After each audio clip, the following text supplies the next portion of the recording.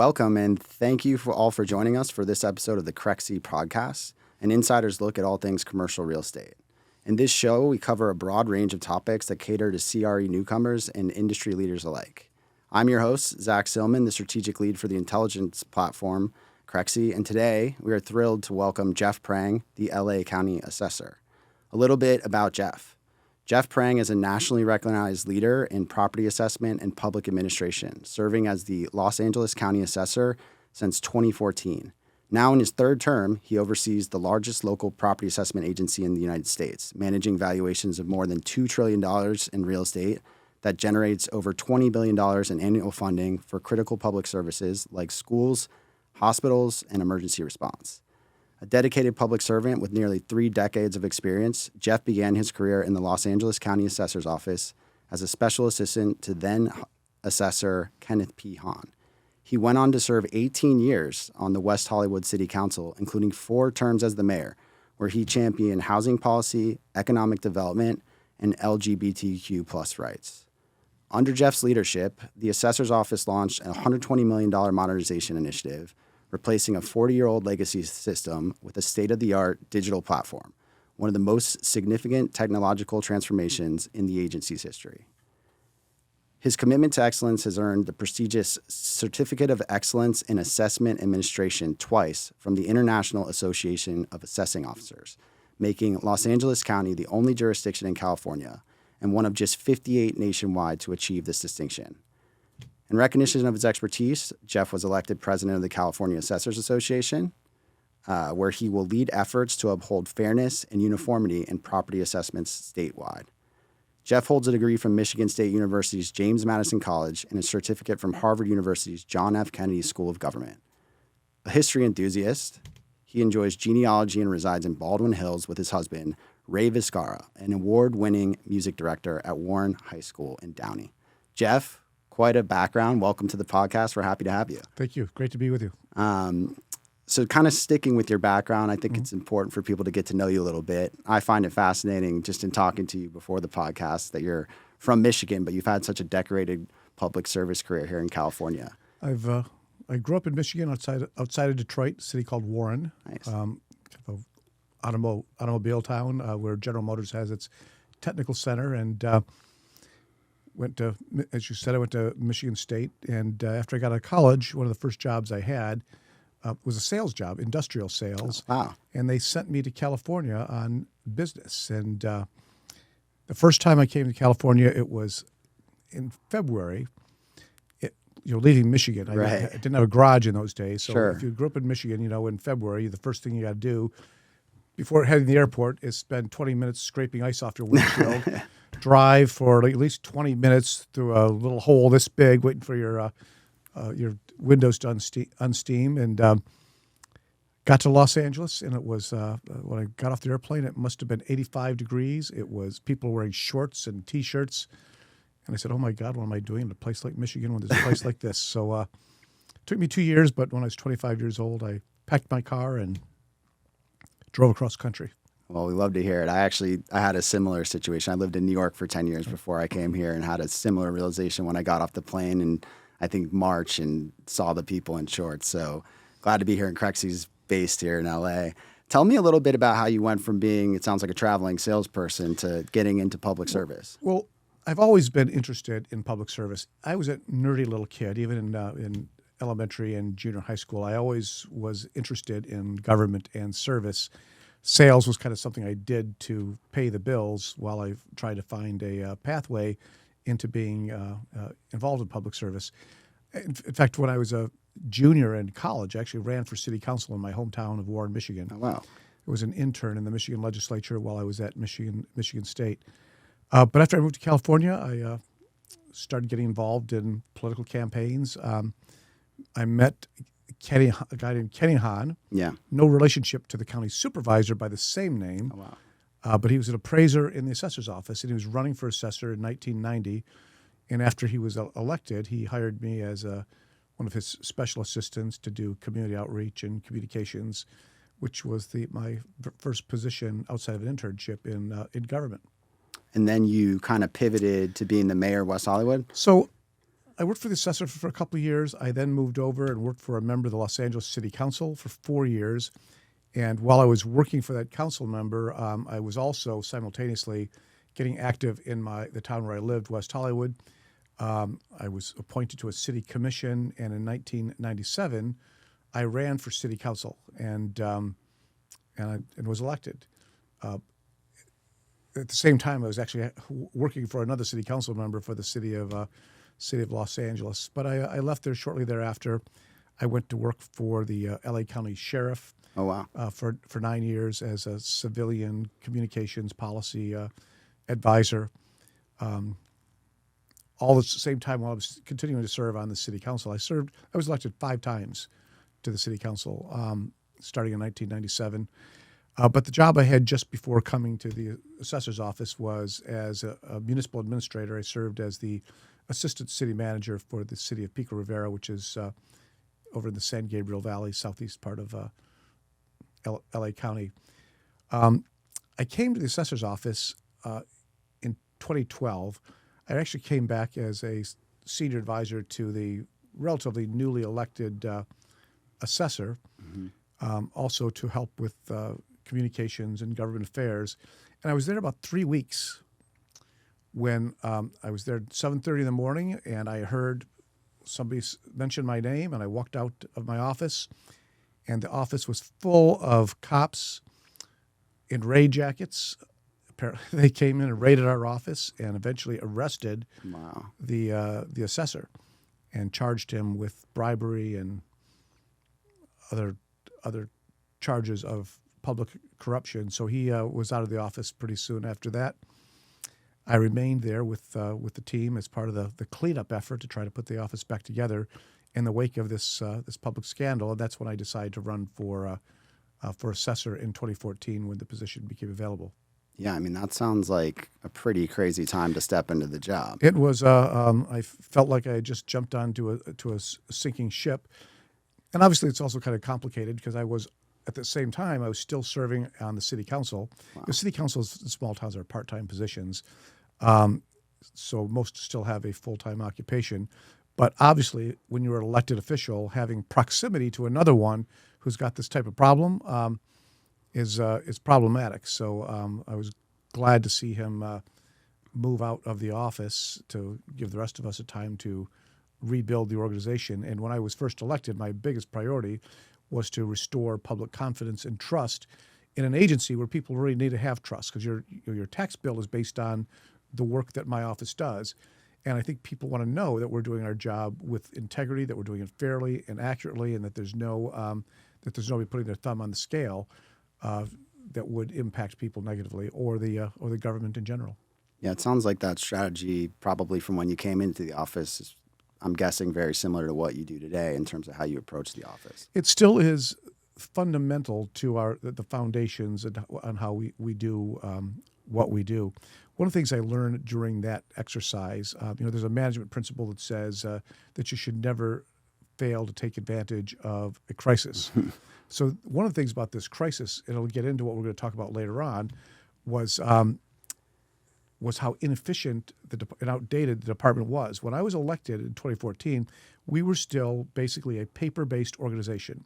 Now, LA County is the largest assessment jurisdiction in the country. We have about 2.3 million real property parcels, about 350,000 business assessments, and every one of those assessments was still associated with a paper file housed in these cavernous rooms all over the county. Our technology platform was still a 1970s-based mainframe, green screen, DOS-based legacy system, and which, interestingly enough, is still standard in a lot of large government agencies. Unbelievable. So I think the reason the Veterans Administration is so inefficient in California, the DMV or the Unemployment Office, it's because government agencies are still using a lot of these legacy systems. But we had a crisis, and our Board of Supervisors, which is our governing body, wanted to see us recover. And so they agreed to invest in this technology upgrade, which would help us with the security to prevent the sort of corruption allegations that had been made, and to really help us restore confidence in this extremely important office. Well, we love to hear that. And you're right. We'll definitely dive more into technology stuff. As a technology company, we love to hear about other companies leveraging technology. Before we do that, just set the stage. It sounds like you talked a little bit about the scale of the operations at LA County, but can you just kind of lay out for the viewers here, how big is the team and how do you kind of think of your role within the team?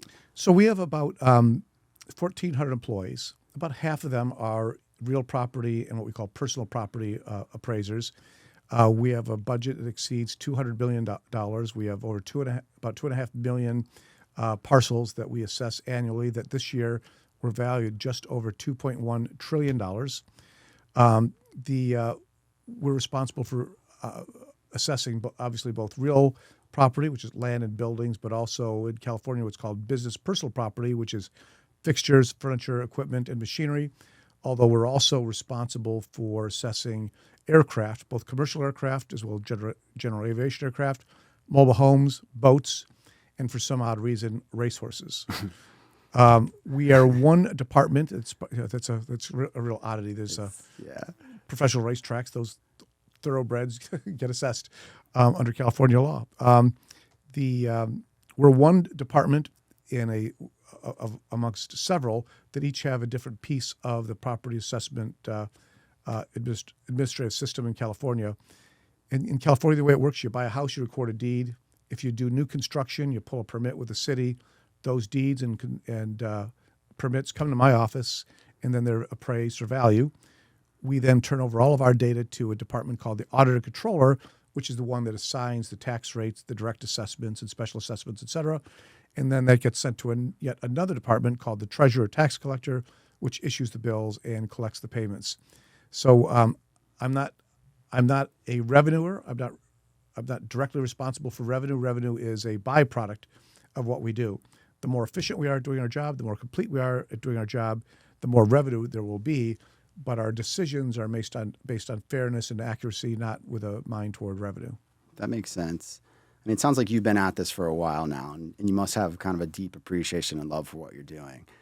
I know that, you recently announced your reelection bid. What is it that kind of draws you to continuing this work? What is it that inspires you to be in assessment? It's really challenging work. It's also really important work. A lot of people don't appreciate the foundational things that happen behind the scenes that really make the nation work. When it comes to elected officials, people understand the mayor, they understand a senator or a governor, and those are kind of the glamour positions. But these other jobs just don't get done without all types of other administrative tasks behind the scenes that are often headed by elected departments. I tell my employees sometimes when they get discouraged and it seems like the job can be rather droll at times, I tell them that we are the most important local government agency because no other government agency can do their job until we've done ours. No teacher can walk into a classroom, no police car can roll out on patrol, no road gets fixed until it's paid for. And in California, most local services are paid for primarily through property taxes and sales taxes. So the better we do our job, the more resources are available to pay for those services that people depend on. And that's really important to me. The other thing that I find to be challenging is that nobody knows what the assessor is. We spend 90% of our time telling people that we're not the tax assessor. We don't do taxes. You don't send me your tax bill. But the system, as I mentioned, it's complicated. And people have a hard time navigating through the system. And a lot of the public calls and emails that we get are from people who've done things wrong because they don't know how it works. So trying to educate the public about how to access our programs and services, minimizing the opportunities for mistakes. And a lot of times mistakes end up being supplemental tax bills, which we don't want to happen any more than they have to. Mm-hmm. I find that to be a real challenge. Do you think that that's the most common kind of feedback you hear from constituents, just a lack of understanding of what you do, and then those supplemental tax bills that they don't understand? Almost nobody knows what we. Well, I always joke. I say when I give speeches to the public, I'll say I'm going to tell you about my office, but I'm going to tell you first what my office does not do. I said I do not collect taxes, even though that's what you all think I do. That isn't me. Although it's funny, even after I explained to them, I'm not the tax man, they will all come to me with their tax bills and say, could you help me fix this? And it's not my responsibility. Love it. I want to talk a little bit about how taxes affect commercial real estate. We deal with folks all over the country that are investing, whether it be locally. Obviously, many are considering investing in California. Can you talk to us about some of the nuances as it relates to taxes that are specific to California that you may not see in other states? Well, we do property taxes in California different than any other state. We are governed by something called Proposition 13. It was a ballot measure adopted by the voters back in 1978.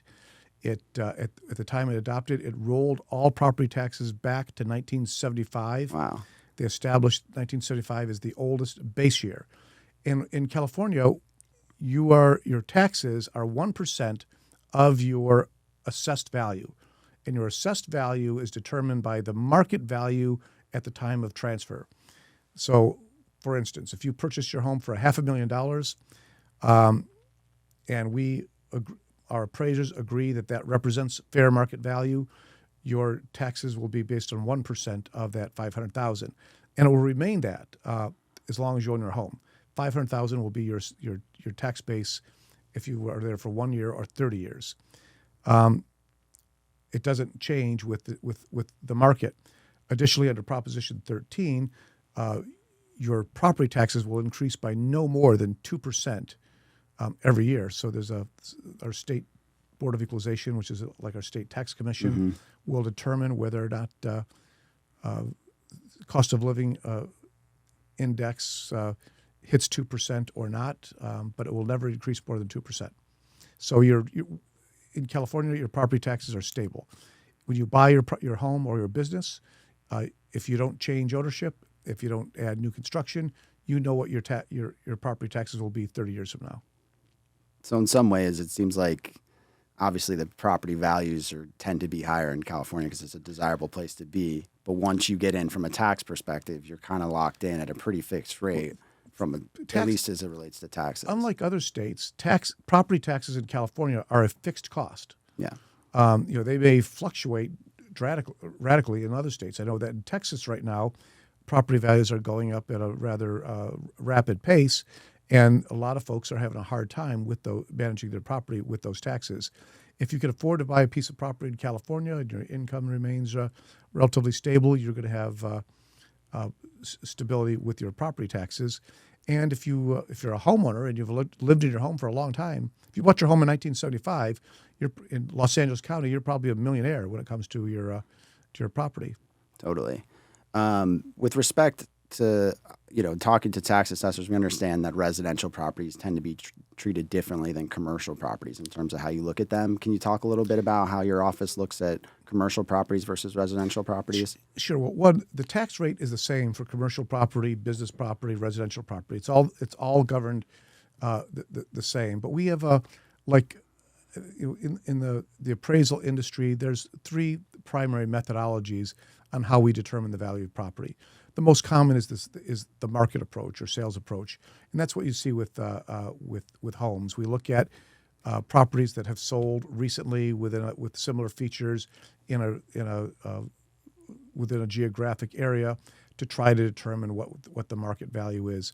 With commercial properties, with income properties, it's a little bit more complex.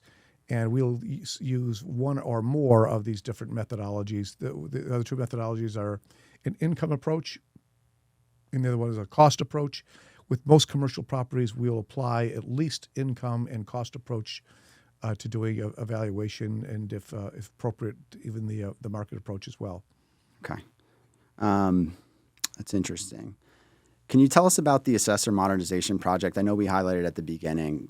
Talk to us about how you're using technology and then overall, and then maybe hone in on how that project relates. So this goes back 11 years to when I first took office, and we kind of concluded that our technology platform was laughably ancient. And the old green screens were not very robust. Employees had to be trained on how to read them. There were half a dozen different screens they needed to access just to answer basic questions from the public. So we embarked on a program to rebuild our system. It's been about a $120 million investment. Wow. We started in 2015. We are tapering off the project today. Oracle was the was the builder of the project. We did a lot of novel things in how we developed the project. One of the first things we did was we digitized all of our property files, 2.5 million parcels, hundreds of millions of pages. That now makes all of our property files available on any device that an employee works. We also had a significant challenge. I guess like anyone would have. We still have to do our job. We have to process all of our work within a fiscal year. We have to close the assessment roll every year by June 30th. That means processing all the transactions, all the sales, all the exemptions that need to be applied within that 12 months. So how do we build a new system while continuing to work on the old system?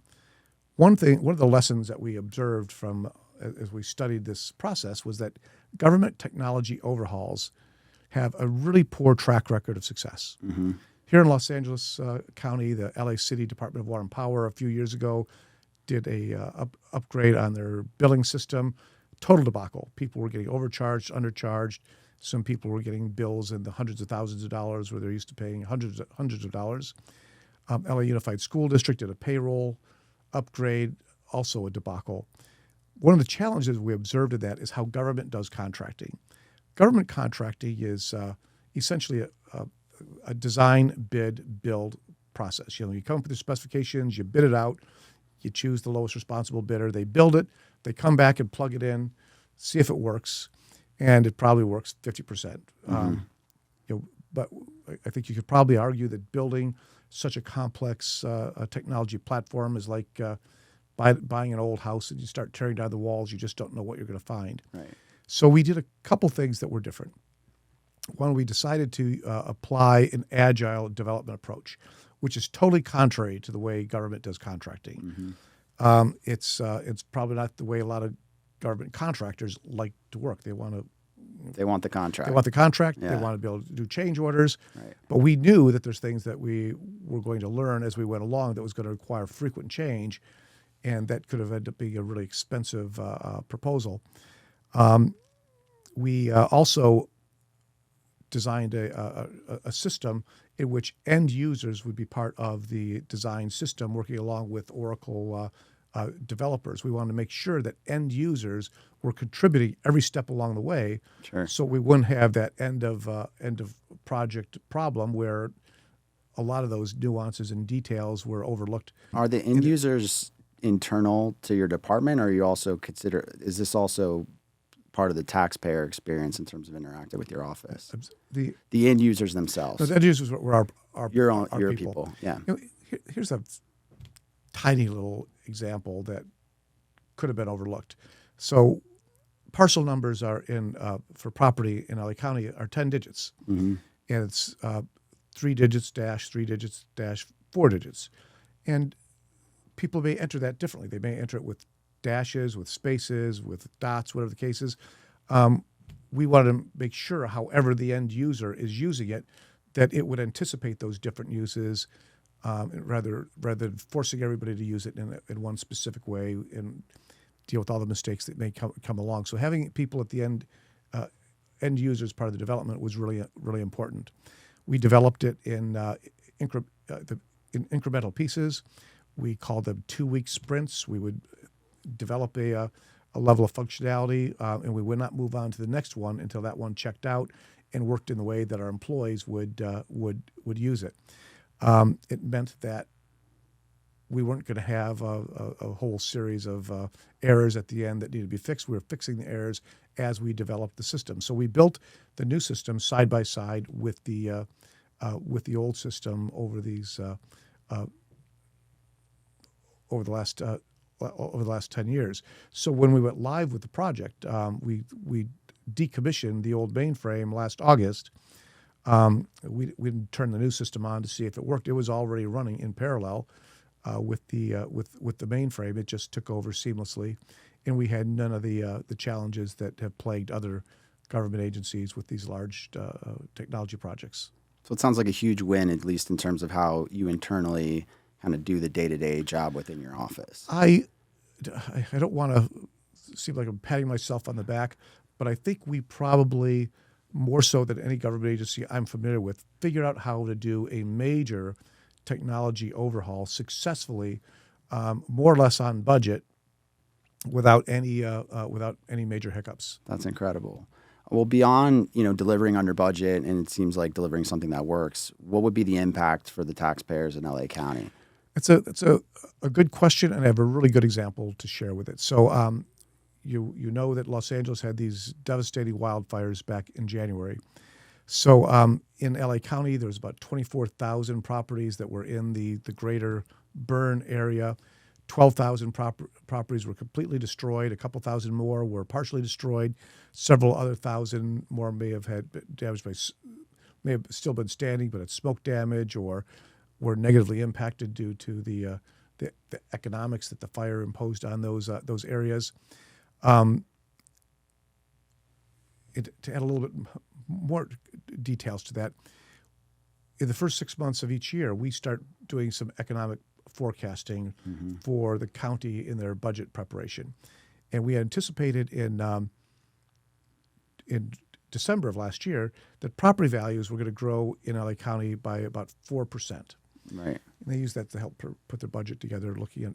So you guys got to be probably pretty close to that number. Is that one of the metrics? If you're in your role, you project 4% is one of the. We do an enormous amount of work to try to make sure that number is fairly accurate. So we're at 4% in December.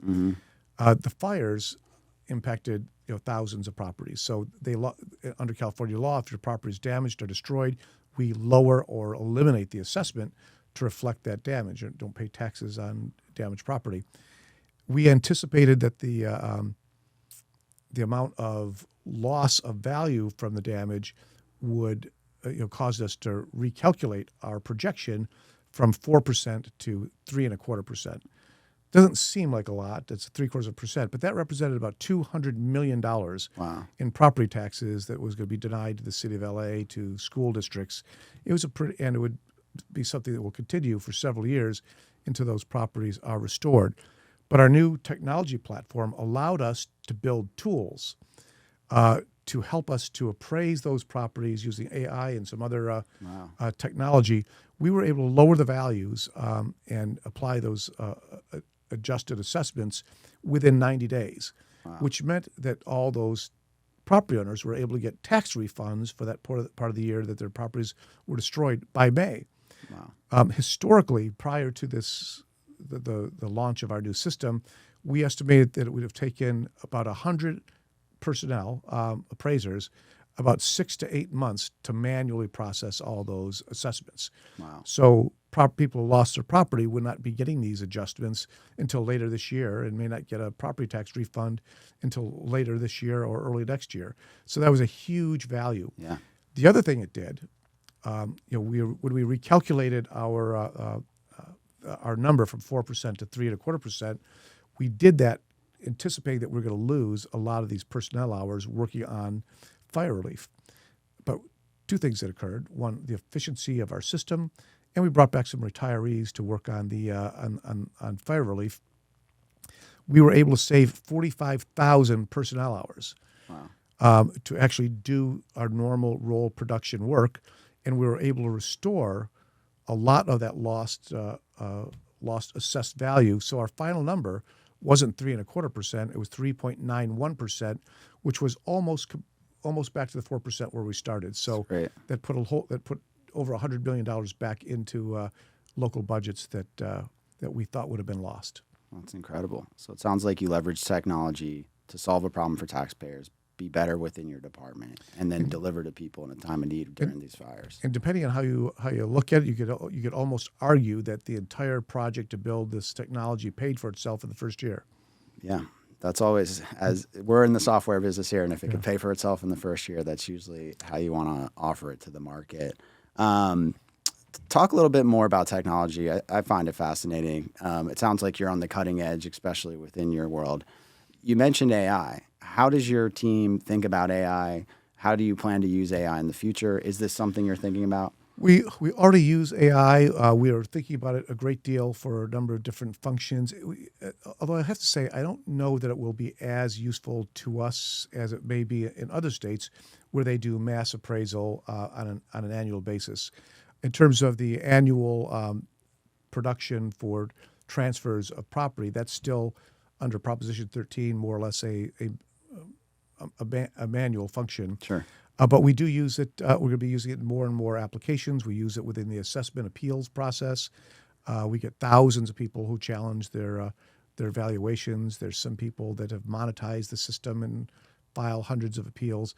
AI serves to assist us to manage a lot of these cases that come in that many which are withdrawn or result in Sure. no-shows and consume a lot of our personnel time. Yeah. We're hoping to use it to help us provide better knowledge and intelligence about what's going on in the real estate market. We collect an enormous amount of data about the real estate market, although historically it's been used for a single purpose, for the purpose of generating property taxes.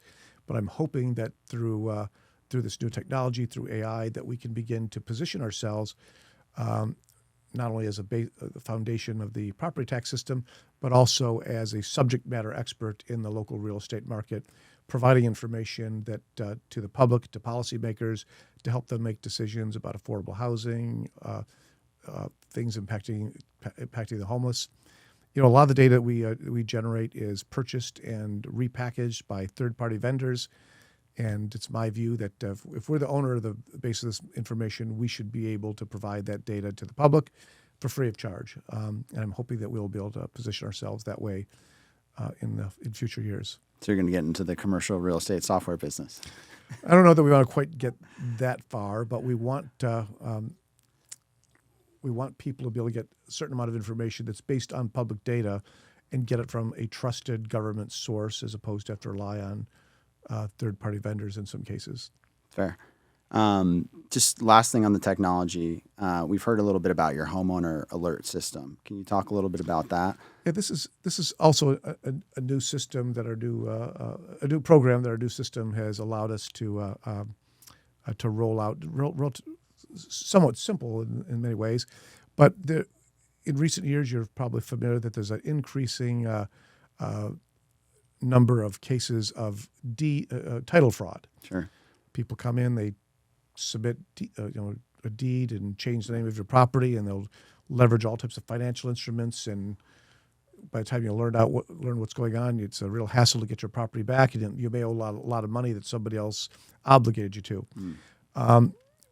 Our new system allows anybody who owns property in LA County to register their email address with their property. And then anytime something is recorded against their deed, such as a grant deed, a deed of trust, a lien, you'll get an email notification within 48 hours. Wow. Now, we don't know whether it's fraud or not. We're simply alerting the property owner that something's been recorded. If it's something you intend to be recorded, then it's fine. If it's not, then there'll be instructions how to report that to authorities. It's a free service. It's not as robust as some of the services that people can pay for, but it is something that will let you know that somebody's messing around with your deed. And that is a subset of a larger program we call the Assessor's e-Service. We're trying to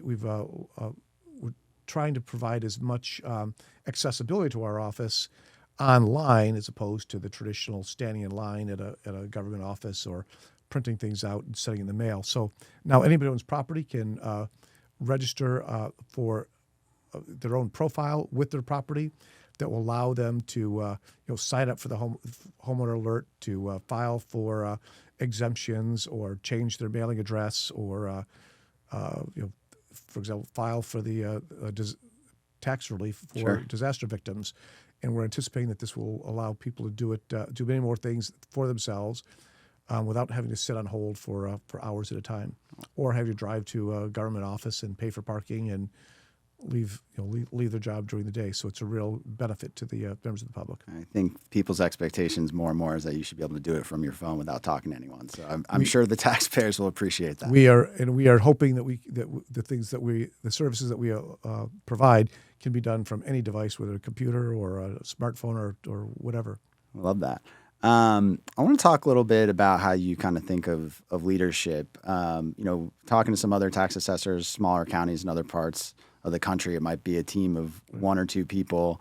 You run a huge team. You have 1,400 people on the team, I think, about. Right. How do you think of your kind of role as a leader of that team? Well, first, we're not tax assessors. We're just assessors.